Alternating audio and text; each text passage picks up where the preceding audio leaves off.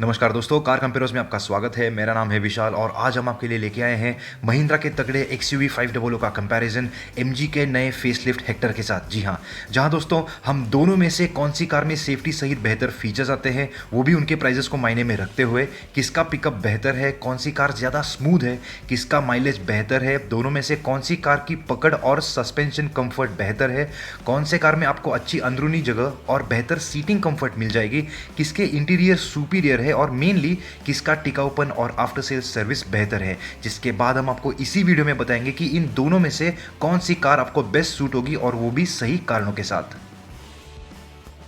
दोस्तों बात करते हैं दोनों के कीमत और उनके वेरिएंट्स में आने वाले फीचर्स की। MG हेक्टर की बेस पेट्रोल स्टाइल वेरिएंट की कीमत है लगभग 15 लाख रुपए ऑन रोड दिल्ली, और इस कीमत में आपको XUV 500 की बेस वेरिएंट यानी कि W5 वेरिएंट मिल जाएगी, वो भी मैनुअल, जो हेक्टर के इस वेरिएंट से दोस्तों लगभग 1.5 लाख रुपयों से महंगी है ऑन रोड दिल्ली। लेकिन अगर आप हेक्टर के डीजल वेरिएंट के साथ इसकी तुलना अगर करते हो तो XUV 500 आपको सस्ती पड़ेगी लगभग 50,000 रुपयों से। जी हाँ, और तो और आपको XUV 500 में वैसे फीचर्स भी नहीं मिलेंगे। जी हाँ, जैसे कि सेफ्टी के तौर पे आपको आइसोफिक्स माउंट्स, ESP यानी कि ट्रैक्शन कंट्रोल, हिल होल्ड, फिर LED DRLs और रिक्लाइनिंग सेकंड रो सीट्स मिल जाएंगे। वहीं दूसरी तरफ आपको XUV 500 में हेक्टर के इस वेरिएंट के मुकाबले सिर्फ हाइड्रोलिकली असिस्टेड बॉनेट मिलेगा।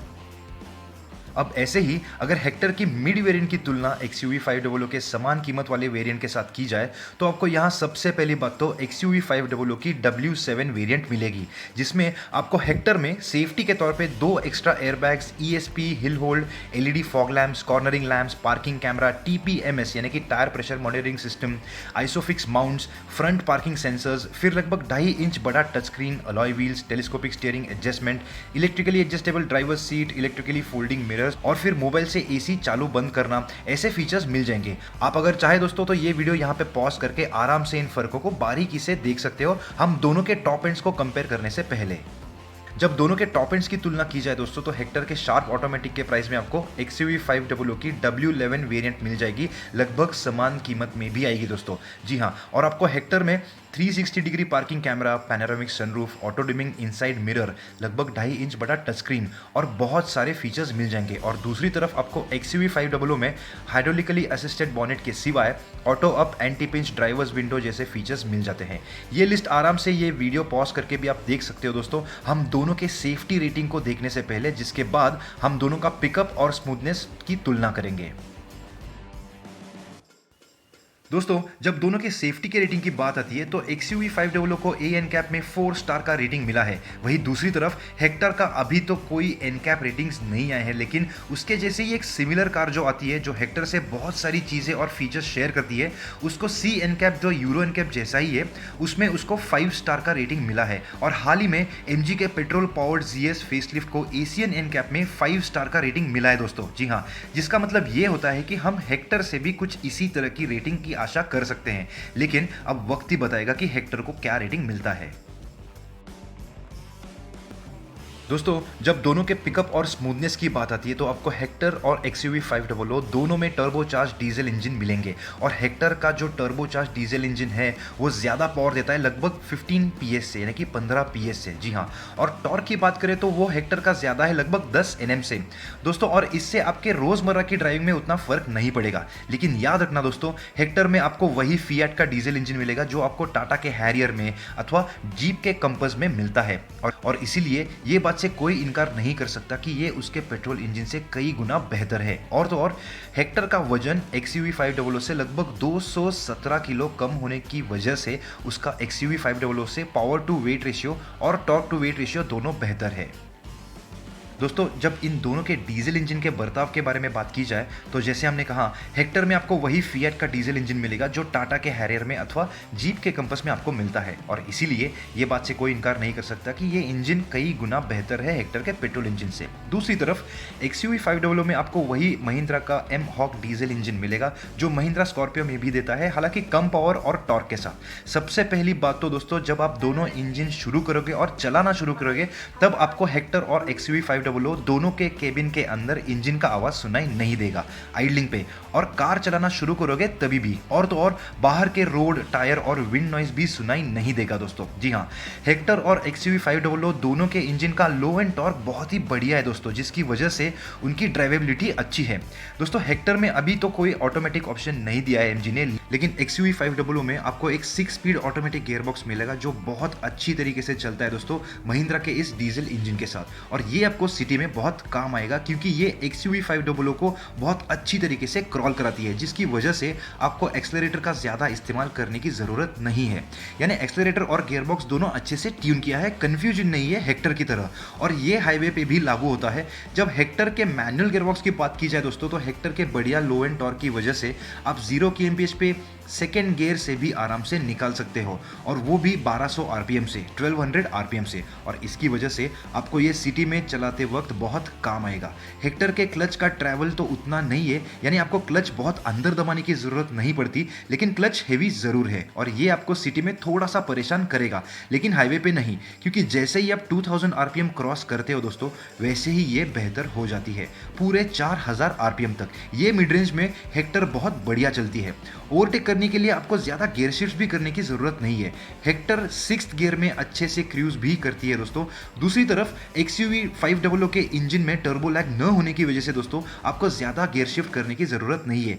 खास करके XUV 500 के पहले 2 गियर जो इतने बढ़िया है कि सिटी में भी इनका इस्तेमाल कर सकते हो आप, जो 1200 आरपीएम से लेकर पूरे 4200 आरपीएम तक बिना कोई झटके चलती है दोस्तों। जी हाँ, गियर शिफ्ट भी स्मूथ है, शिफ्ट भी लंबे नहीं है, यानी मैनुअल होने के बावजूद आपको ज़्यादा मेहनत नहीं लगेगी, और लाइट भी है, जिसकी वजह से हाईवे पे बहुत आराम से चला सकते हो आप। लेकिन एमजी ने एक स्मार्ट मूव करके दोस्तों हेक्टर के लिए गियरबॉक्स फिएट से लिया है, जो बेहद स्मूथ है इस्तेमाल करने के लिए।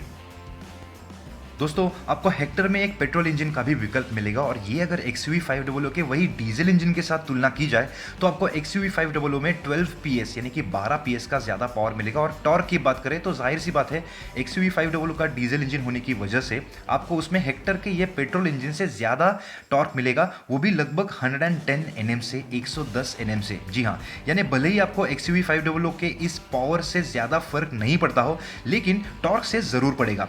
लेकिन कहानी यहाँ खत्म नहीं होती दोस्तों। हेक्टर का पावर और मुख्यतः वजन भी XUV 500 से लगभग 250 किलो कम होने की वजह से उसका पावर टू वेट रेशियो बेहतर है XUV 500 से। लेकिन जब टॉर्क की बात आती है तो वो XUV 500 का बेहतर है।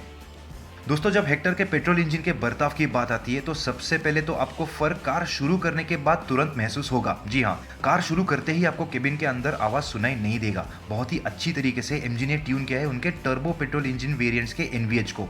लेकिन जैसे ही आप 5000 आरपीएम के ऊपर जाओगे, वैसे ही आपको हेक्टर के इंजन का आवाज़ सुनाई देने लगेगा।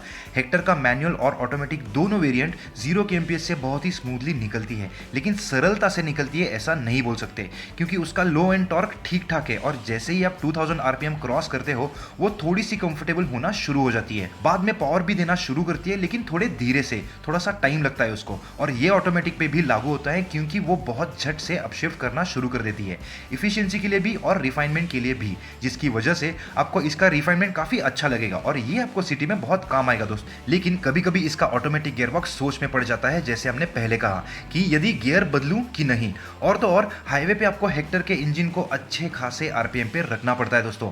अगर आपको अच्छा एक्सेलरेशन चाहिए तो फिर वो चाहे हाईवे पे हो या चढ़ानों पे हो ओवरटेकिंग के लिए। हेक्टर का मैनुअल और ऑटोमेटिक दोनों अगर शांति से आप चलाते हो तो ठीक है, बहुत अच्छी भी नहीं बहुत बुरी भी नहीं दोस्तों, बस ठीक।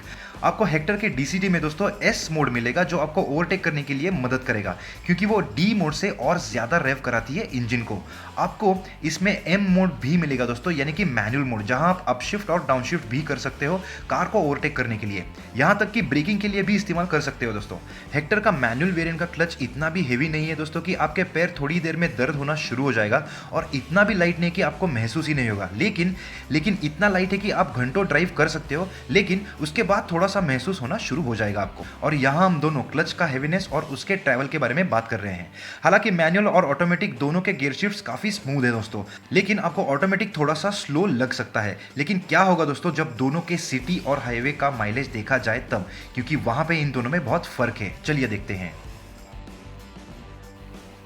दोस्तों अब बात करते हैं दोनों के ARAI माइलेज के बारे में और उनके वजह से होने वाले सालाना खर्चे के बारे में।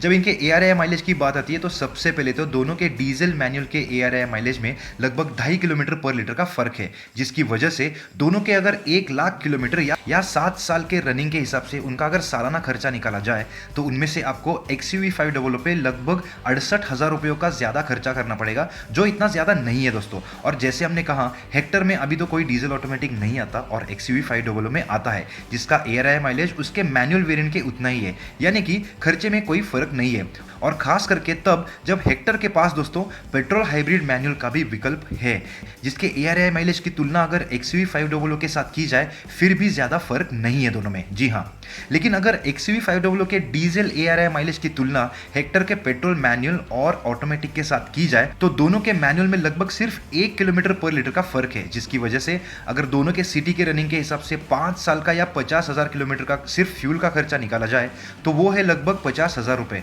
और XUV 500 के ऑटोमेटिक की तुलना अगर हेक्टर के पेट्रोल ऑटोमेटिक के साथ की जाए तो फर्क लगभग उतना ही है। दोस्तों जब दोनों के पकड़ और सस्पेंशन कंफर्ट की बात आती है तो सबसे पहले तो XUV 500 में आपको बड़े साइज के टायर्स मिलेंगे और दोनों के व्हील बेस में उतना फर्क नहीं है, लेकिन XUV 500 का ग्राउंड क्लियरेंस ज़्यादा है हेक्टर से। लेकिन जब दोनों के पकड़ और संतुलन की बात की जाए तो दोस्तों एक बात याद रखना, MG यानी कि मॉरिस गराजेस, ये जो ब्रिटिश नाम है या ब्रांड है, इससे गलत सोच में मत रहना या गलत फहमी में मत रहना कि ये एक ब्रिटिश कार है। जी नहीं, ये एक चाइनीज कार ही है। और आपको ये हम इस सेक्शन में क्यों बता रहे हैं, क्योंकि दोस्तों जब हेक्टर के सस्पेंशन की बात आती है, with all due respect, Chinese को इस मामले में बिल्कुल समझ नहीं है।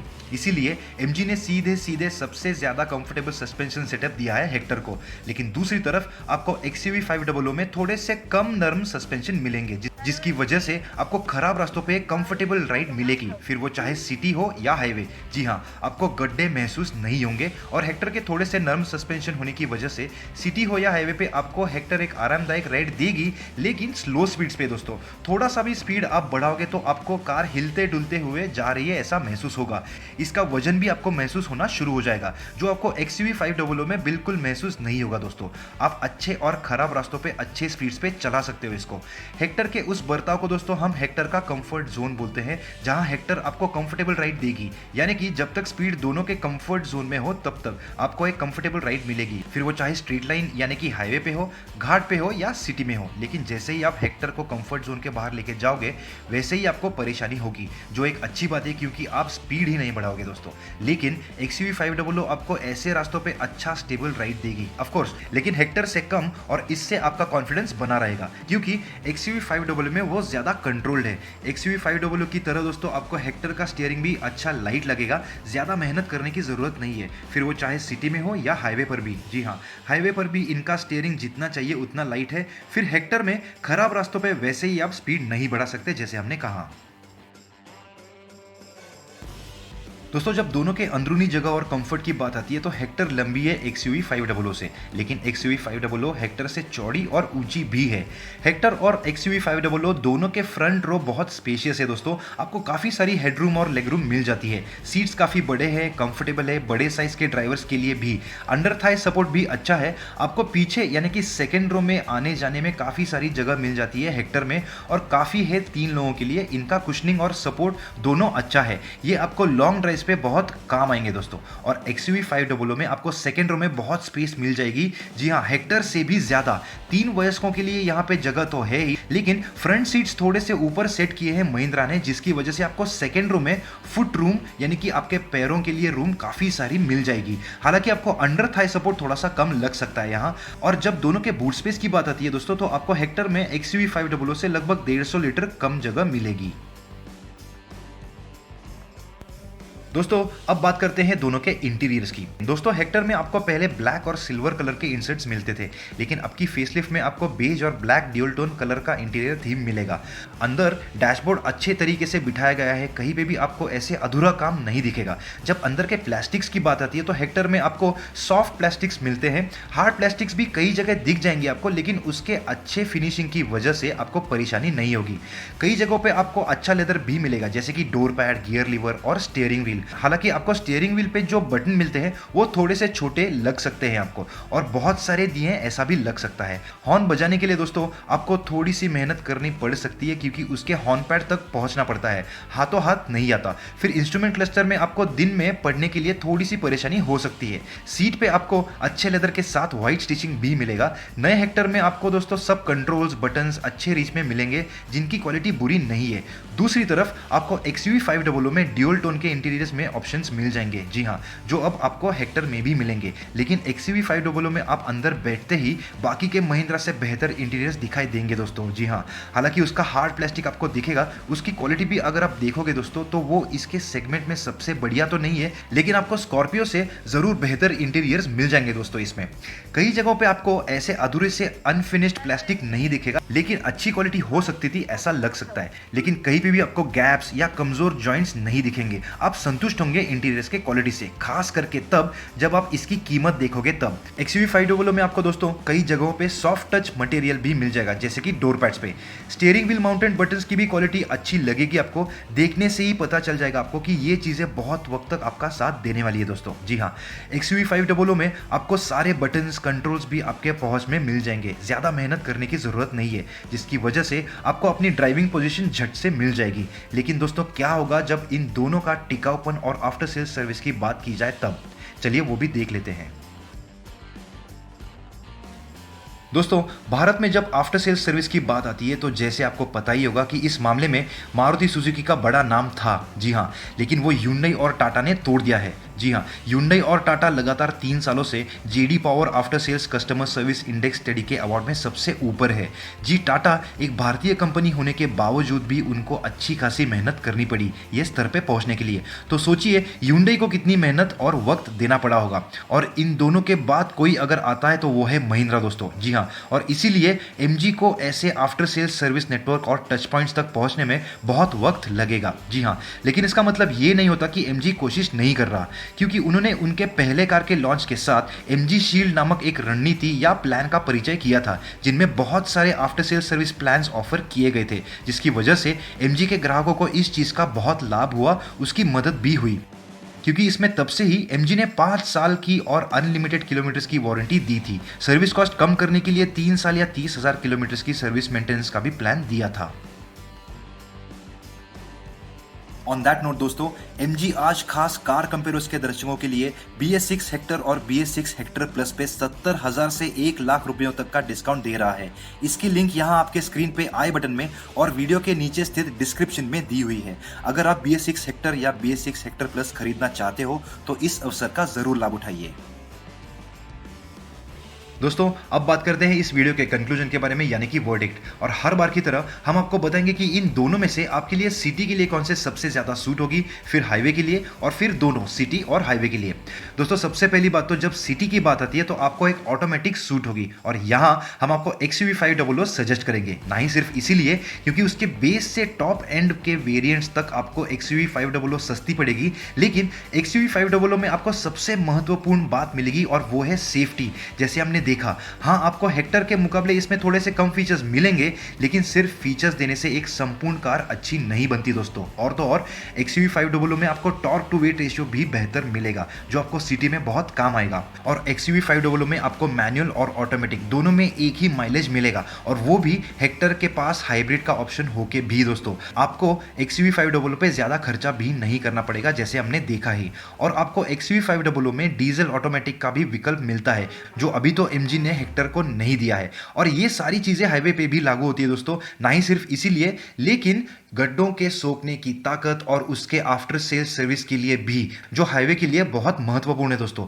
इसलिए XUV 500 आपको हाईवे पे भी अच्छा साथ देगी। फिर जब सिटी और हाईवे दोनों की बात आती है तो वहां पे भी आपको XUV 500 सूट होगी, ना ही सिर्फ उसके चलाने के ईज के लिए, लेकिन उसके इफिशियंसी के लिए भी, जिसकी वजह से आप सिटी और हाईवे दोनों पे आराम से इस्तेमाल कर सकते हो।